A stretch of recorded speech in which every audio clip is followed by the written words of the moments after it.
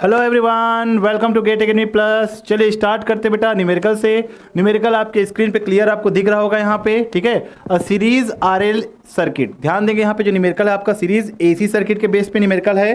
और इस क्वेश्चन में क्या लिखा है और कैसे आपको सॉल्व करना है वो कंप्लीट एक बार अच्छे से हम यहाँ पे देख लेते हैं। Series RL circuit R is equals to 15 ohm. यहाँ पे R की वैल्यू कितना दिया है 15 ओम, ठीक है। And L is equals to 0.1 henry, and L is equals to 0.1 henry. थोड़ा सा करेक्शन कर लेंगे यहाँ पे, ठीक है।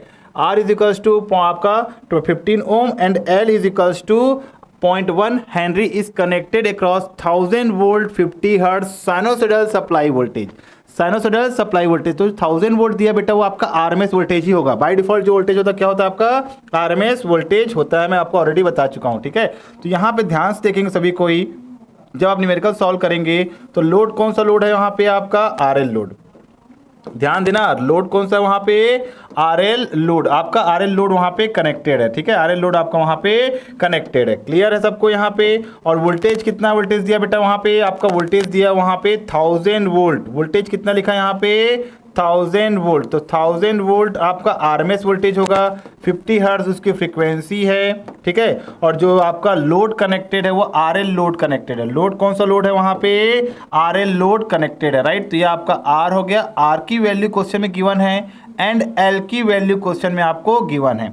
आर की वैल्यू कितना दिया हुआ बेटा क्वेश्चन में आपका यहाँ पे R is equals to 15 ohm, right, and L is equals to 0.1 henry. अब यहीं पे ध्यान देंगे, R आपका ओम में है और L आपका हेनरी में है, तो क्यों ना हम L को सबसे पहले किस में कन्वर्ट कर ले, ओम में। और L को ओम में कन्वर्ट करना मतलब इंडक्टिव रिएक्टेंस आपको फाइंड करना है, क्लियर है। और इंडक्टिव रिएक्टेंस हम कैसे फाइंड करते हैं बेटा, यहाँ पे अगर आपको इंडक्टिव रिएक्टेंस फाइंड करना है तो आप लिखते हैं XL is equals to omega L, या इसको लिख सकते हैं 2 pi F into L। Clear है बेटा, बहुत ईजी है। ध्यान देना, F की वैल्यू क्वेश्चन में गिवन है 50 हर्ट्ज और L की वैल्यू है 0.1। L की वैल्यू है 0.1, तो यहाँ पे निकलेगा आपका 10 पाई। यहाँ पे कितना आएगा 10 पाई। 10 पाई का मतलब 31 पॉइंट समथिंग कुछ 10 पाई की वैल्यू आती है, आप देख सकते हैं एक बार सॉल्व करके। 31 पॉइंट समथिंग कुछ आंसर आपका आएगा वहाँ पे 31.42 ओम। तो यहाँ पे आपका L भी इंडक्टिव रिएक्टेंस भी आपका यहाँ पे आ गया कि इंडक्टिव रिएक्टेंस की वैल्यू 31.42 ओम होगी, 31.42 ओम होगी। तो R की वैल्यू है और L की वैल्यू, L में कौन सा एक्सेल आपका हो गया 31.42 जे के साथ लिखना भूलेंगे नहीं, जब भी L आएगा प्लस जे जरूर होता है। तो यहाँ पे आपको क्लियर देखिए, आपको क्वेश्चन में क्या दे दिया है, जेड दिया है। जेड कैसे दिया बेटा, R प्लस जे एक्सएल। मैं पहले ही बोला हूँ R प्लस जे एक्सएल। R की वैल्यू है 15 ओम और J की वैल्यू है 31.42 ओम। क्लियर है, ये ओम में है। ये किस फॉर्मेट में दिया है बेटा आपका, ये किस फॉर्मेट में दिया है आपका, रेक्टेंगुलर फॉर्मेट में। तो क्यों ना उसको हम पोलार फॉर्मेट में कन्वर्ट कर लेते हैं। तो पोलार फॉर्मेट में कन्वर्ट करेंगे तो 15 प्लस 31.42 जे जब आप लिखेंगे, ठीक है, उसको कन्वर्ट करेंगे। शिफ्ट आपका कॉम्प्लेक्स मोड में रहना चाहिए, शिफ्ट 2 और 3 जब प्रेस करेंगे तो आपका आंसर आएगा 34.8182 लिख सकते हैं, 82 at an angle of 64.48 degree, right. ये आपका जेड आ गया। इन टर्म्स ऑफ किस में बेटा, ये पोलार में है, और ऊपर वाला इन टर्म्स ऑफ किस में है बेटा, वो आपका रेक्टेंगुलर फॉर्मेट में। ये भी सही है, ये भी सही है, दोनों सही है। ये क्वेश्चन में गिवन है, ये गिवन में सॉल्व नहीं कर रहा, क्वेश्चन में गिवन है, ठीक है। अब देखिए पहला पार्ट क्या बोला है, find the RMS value of current in this circuit. आपको आई फाइंड करना है, और एक ही फॉर्मूला जो हम बार बार यूज करते हैं, जो आपको थ्योरेटिकल पढ़ाते समय बताया हूं, वो कौन सा है, V is equal to I into Z, right. तो फर्स्ट स्टेप जब आप सॉल्व करेंगे, बेटा, पहला स्टेप जब आप सॉल्व करेंगे यहाँ पे, ठीक है, फर्स्ट स्टेप जब आप सॉल्व करेंगे तो क्वेश्चन के हिसाब से क्या होगा, V is equals to I into Z, right. और V कितना है 1000 एट एन एंगल क्या होगा बेटा वहाँ पे 0। I आपको सॉल्व करना है, जेड का मैग्नीट्यूड एंगल आपने निकाल लिया है 34.82 at an angle of 64.48 degree, या इसको रेक्टेंगुलर फॉर्म में लिखते तो भी चलता। आपको फाइनल आंसर पोलर फॉर्म में देना है, बस फाइनल आंसर किस में देना है, पोलर फॉर्म में देना है। वो आपके ऊपर डिपेंड करता है आप सॉल्व कैसे करना चाहते हैं। तो आई का फाइनल जो आंसर आएगा बेटा यहाँ पे मैं सॉल्व कर देता हूँ। कैसे सॉल्व करेंगे, I is equals to V upon Z. Z कितना है, जेड कितना बेटा 34.82 at an angle of, shift के दबा के आप थर्ड बटन दबाएंगे तो 64.48 डिग्री आपका है। चेंज कर लेते हैं इसको बेटा, आप यहाँ पे चेंज कर लीजिए यहाँ पे, तो आंसर आपका आ रहा है यहाँ पे, ठीक है। जो भी आंसर पहली बार आएगा कैलकुलेटर में वो आपका रेक्टेंगुलर फॉर्म में होगा, फिर शिफ्ट आपका 2 दबा के थर्ड प्रेस कीजिए तो आपका जो आंसर आएगा वो पोलर फॉर्म में आएगा। और पोलर फॉर्म में जो आपका आंसर आ रहा है बेटा यहाँ पे वो आ रहा है 28.72 at an angle of -64.48।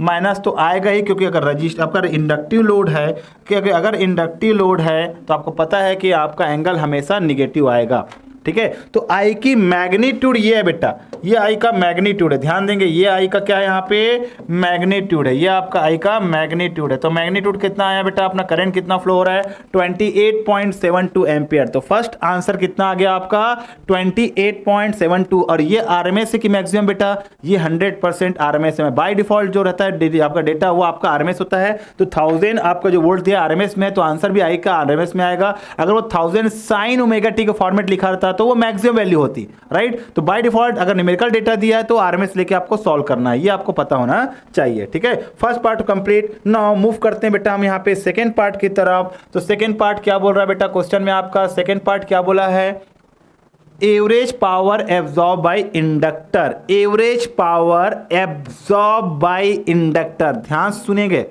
Average power absorb by circuit नहीं बोला, इंडक्टेंस के क्रॉस पावर, इंडक्टेंस के क्रॉस का पावर पी, ठीक है। इंडक्टेंस के क्रॉस का पावर पी। तो पी क्या होता है, किसी भी पी पावर फॉर्मूला क्या होता है, पावर इक्वल्स टू क्या होता है, voltage into current, voltage into current और इनटू दोनों के बीच का एंगल cos फाई। ध्यान से दिखेगा, और आपको एवरेज पावर किसके क्रॉस निकालना है, एल के क्रॉस निकालना है, एल के एक क्रॉस एवरेज पावर निकालना है। तो एल के क्रॉस का वोल्टेज, एल में जो करंट आ रहा है वो I L into cos phi होगा, ये होगा। तो यहां पे V L voltage cross L कितना है, वोल्टेज अक्रॉस एल कितना है बेटा, तो वोल्टेज अक्रॉस एल कितना होगा, क्योंकि अगर आप ध्यान देंगे तो ये अगर करंट फ्लो हो रहा है आई, तो ये आपका होगा plus minus I into R, और ये होगा बेटा plus minus I into XL, ये होता है वोल्टेज अक्रॉस एल, ठीक है। ये आपका वोल्टेज अक्रॉस एल होगा वी एल, और ये होगा voltage across resistance V are,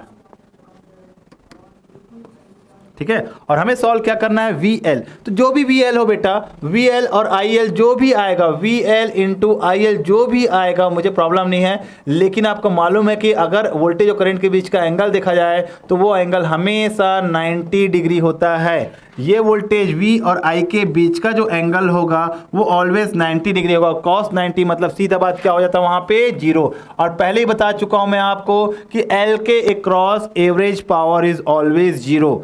inductive और कैपेसिटी लोड के क्रॉस एवरेज पावर हमेशा 0 होता है। एवरेज पावर को रियल पावर बोल सकते हैं, real term is always 0। Only जो पावर होगा वो इमेजिनरी पावर होगा, जिसको आप रिएक्टिव पावर बोलेंगे, जिसको आप क्या बोलते हैं वहां पे रिएक्टिव पावर बोलते हैं। तो इन चीजों को थोड़ा ध्यान से आप लोग स्टडी करेंगे, ठीक है। तो ये आपका एल के क्रॉस एवरेज पावर 0। अगर क्वेश्चन में यहाँ पे एवरेज पावर अक्रॉस रेजिस्टेंस बोलता P, ठीक है, ध्यान से देखिएगा, एवरेज पावर अक्रॉस रेजिस्टेंस बोलता P, तो वो होता है आर के क्रॉस का पावर क्या होता है हमेशा आई स्क्वायर इंटू आर। ध्यान से देखेंगे आई स्क्वायर इंटू आर, अभी ध्यान से देखेंगे आप, ठीक है। तो आई का आंसर हमारा आ गया है, मैग्नीट्यूड कितना है 28.72 का स्क्वायर, 28.72 का स्क्वायर, और आर की वैल्यू क्वेश्चन में कितना है बेटा हमारा यहाँ पे, कितना है आर की वैल्यू हमारे यहाँ पे 15 ओम है ना, राइट 15 ओम। तो 15 कर दीजिए यहाँ पे, तो आपका आंसर कितना आएगा, 15 कर दीजिए यहाँ पे,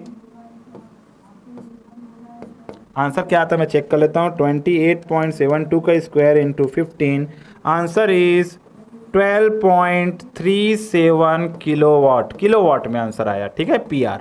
अभी ध्यान दीजिएगा, ये पावर अक्रॉस रेजिस्टेंस है, power across inductance is 0, average power across inductance 0, average power across resistance is always, ठीक है, ऑलवेज आपका यहाँ पे कुछ फाइनाइट वैल्यू आएगा, क्योंकि आर के क्रॉसपोंडिंग जो भी पावर होगा 0 नहीं होता कभी, ठीक है। अब ये दो चीज तो मुझे मिल गया बेटा, चलिए दो चीज मुझे मिल गया, ध्यान देंगे आप लोग, ये दो चीज मिल गया मुझे यहाँ पे एंड यहाँ पे।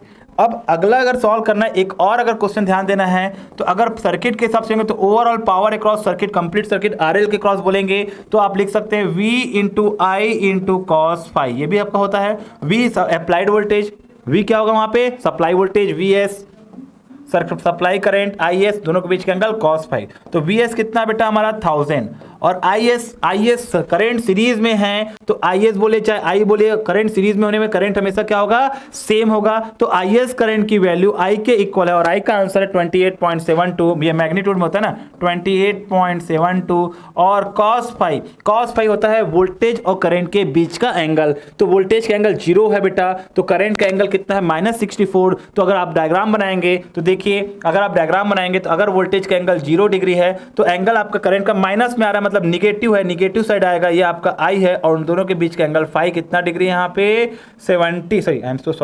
64.48 होगा। तो ये आपको निकालना आना चाहिए, ये आपका हो गया, ठीक है। वोल्टेज और करंट के बीच का एंगल, कौन सा voltage supply voltage and supply current के बीच का एंगल, ठीक है। तो यहाँ पे जो आएगा cos ऑफ 64.48, राइट। तो क्या आंसर आएगा बेटा सॉल्व करने पे, ठीक है। आपका 1000 इंटू 28.72 इंटू cos 64.48 और आंसर आ रहा है आपका 12.37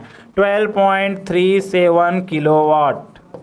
आप देख सकते हैं दोनों सेम हैं, आप देख सकते हैं बेटा दोनों यहाँ पे सेम है, दोनों आंसर सेम है, ठीक है। दोनों आपका आंसर यहाँ पे सेम है, ठीक है। कंप्लीट लोड के क्रॉस का पावर बोलिए चाहे आप लोग रेजिस्टेंस के क्रॉस का पावर बोलिए, दोनों में आंसर क्या है सेम। तो आपको क्लियर आइडिया हो जाना चाहिए, क्लियर आइडिया होना चाहिए कि अगर कंप्लीट सर्किट में कंप्लीट सर्किट का पावर पूछता है या इंडिविजुअल रेजिस्टेंस के क्रॉस का पावर पूछता है, अगर आरएल सर्किट है तब ना, ठीक है। तो ओवरऑल जो पावर लेता है ओनली रेजिस्टेंस ही पावर लेगा। तो आप I2R बोलिए, V2/R बोलिए, दोनों सही है बेटा, आपका दोनों सही रहेगा, लेकिन पावर हमेशा, रियल पावर हमेशा आपका रेजिस्टेंस लेगा, ये आप ध्यान देना, ठीक है। तो ओवरऑल सर्किट का पावर निकालिए या ओनली आर के क्रॉस का पावर निकालिए, आपका दोनों का आंसर क्या आएगा सेम आएगा, दोनों का आंसर क्या आएगा यहाँ पे सेम आएगा। ये एक सिंपल आपको याद रखना है, ठीक है। तो मतलब आपको ये याद होना चाहिए कि अगर आरएल सर्किट है, चाहे आरसी सर्किट हो, चाहे आरएलसी सर्किट हो, हमेशा पावर ओनली रेजिस्टेंस लेता है, ओनली रेजिस्टेंस लेता है, रियल पावर हमेशा। तो आंसर आ गया आपका सेकंड पार्ट का भी। नाउ थर्ड पार्ट की तरफ, फोर्थ पार्ट की तरफ मूव करते हैं। Phase angle difference between supply voltage and current flowing in the circuit. तो सप्लाई वोल्टेज हम बना चुके हैं बेटा, सप्लाई वोल्टेज तो 0 डिग्री पे है। तो अगर आप फोर्थ पार्ट पे जाएंगे, अगर आप फोर्थ पार्ट में जाएंगे तो सप्लाई वोल्टेज अगर आपको बोला बेटा यहाँ पे सप्लाई वोल्टेज, तो ये आपका सप्लाई वोल्टेज है। क्यों सप्लाई वोल्टेज है बेटा, क्योंकि सप्लाई वोल्टेज का एंगल 0 डिग्री है। सप्लाई वोल्टेज का एंगल कितना है 0 डिग्री है, 1000 एट एन एंगल 0। और सप्लाई करंट कितना है 28.72 एट एन एंगल ऑफ -64। अगर -64 आ रहा है इसका मतलब एंगल आपका क्या है बेटा नीचे की तरफ है, और नीचे की तरफ है क्यों माइनस मतलब क्लॉकवाइज, ठीक है। कितना आया 64.48, तो यही तो आपका फाई होता है बेटा, यही तो आपका फाई होता है, यही आपका क्या होगा यहाँ पे फाई होगा। तो एंगल कितना आ गया बेटा, angle between voltage and supply current, supply voltage and supply current के बीच का एंगल यहाँ पे कितना आएगा 64.48। अब ध्यान सुनिएगा, angle between voltage across resistance and current कितना होगा, एंगल बिटवीन वोल्टेज अक्रॉस, ध्यान सुनिएगा, angle between voltage across resistance and supply current कितना होगा 0 डिग्री। तो वोल्टेज ड्रॉप और आपका करंट, याद रखिए रेजिस्टेंस के केस में वोल्टेज और करंट दोनों हमेशा क्या होते हैं सेम फेज पे। तो कौन सा voltage, voltage across resistance, voltage across resistance only, voltage across resistance और आपका करंट के बीच का अगर आप एंगल देखेंगे तो ऑलवेज कितना डिग्री होगा बेटा, वो 0 डिग्री होगा, ठीक है। वोल्टेज अक्रॉस एल और करंट के बीच का अगर आप एंगल देखेंगे तो वो 90 डिग्री होगा, और दोनों का कॉम्बिनेशन देखेंगे तो overall voltage across supply voltage और सप्लाई करंट के बीच का एंगल 64.48 डिग्री होगा। तो इन चीजों को थोड़ा ध्यान देना, कंफ्यूज बिल्कुल मत होना बेटा, ठीक है। तो ये आपको क्लियर हो जाएगा, क्योंकि अगर आप फेजर डायग्राम बनाएंगे ओवरऑल, तो ओवरऑल अगर फेजर डायग्राम बनाना है आपको, तो ओवरऑल फेजर डायग्राम बनाते समय क्या ध्यान देना पड़ेगा, आप रेफरेंस किसको लेंगे, करंट को। तो कंप्लीट फेजर डायग्राम अगर मैं लेता हूं तो करंट को मैं रेफरेंस ले लिया। नाउ ये करंट सबसे पहले कहां फ्लो हो रहा है, रेजिस्टेंस पे। तो रेजिस्टेंस के क्रॉस का जो वोल्टेज होगा और आपका जो करंट है दोनों सेम फेस पे बोला मैंने, तो दोनों को सेम फेस पे बना दीजिए बेटा यहाँ पे। तो दोनों को मैं सेम फेस पे बना दिया, मतलब ये देखिए सेम फेस पे बना दिया। इसकी वैल्यू कितनी होगी VR, VR इक्वल टू क्या होगा I इंटू R। नाउ मैंने बोला करंट और वोल्टेज के बीच का एंगल क्या होगा 90 डिग्री, मतलब करंट हमेशा 90 डिग्री लैग करता है इंडक्टेंस के केस पे, और करंट बना हुआ है तो वोल्टेज 90 डिग्री क्या करेगा बेटा वहां पे लीड करेगा। तो ये आपका वोल्टेज हो जाएगा V, ये आपका क्या हो जाएगा वोल्टेज अक्रॉस एल हो जाएगा, इसको हम लिख सकते हैं आई इंटू एक्सएल, आई इंटू एक्सएल। तो 90 डिग्री ये होता शो करने के लिए, ठीक है। नाउ वी आर और वी एल को अगर आप ऐड करते हैं, वी आर और वी एल को अगर आप ऐड करते हैं तो ये जो आपका आया बेटा, ये होता है आपका V is equals to I into Z, V is equals to I into Z, और ये एंगल होता है फाई। तो ये आप देख सकते हैं, ये आपका सप्लाई वोल्टेज है और ये आपका सप्लाई करंट है, दोनों के बीच का एंगल 5 डिग्री कितना आएगा यहाँ पे 64.48 आएगा। मैंने सब चीज आपको क्लियर इस क्वेश्चन में बता दिया। तो ये आप क्लियर आप देख लीजिए एक बार अच्छे से, आपको ये न्यूमेरिकल भी अच्छे से समझ में आ जाएगा। तो यहाँ तक आप अच्छे से बनाइए, एक एक पार्ट को समझिए कि मतलब क्या हो रहा है, एंगल कहाँ कहाँ पे का है, तो आपको न्यूमेरिकल में कभी प्रॉब्लम नहीं होगी। Okay, thank you so much.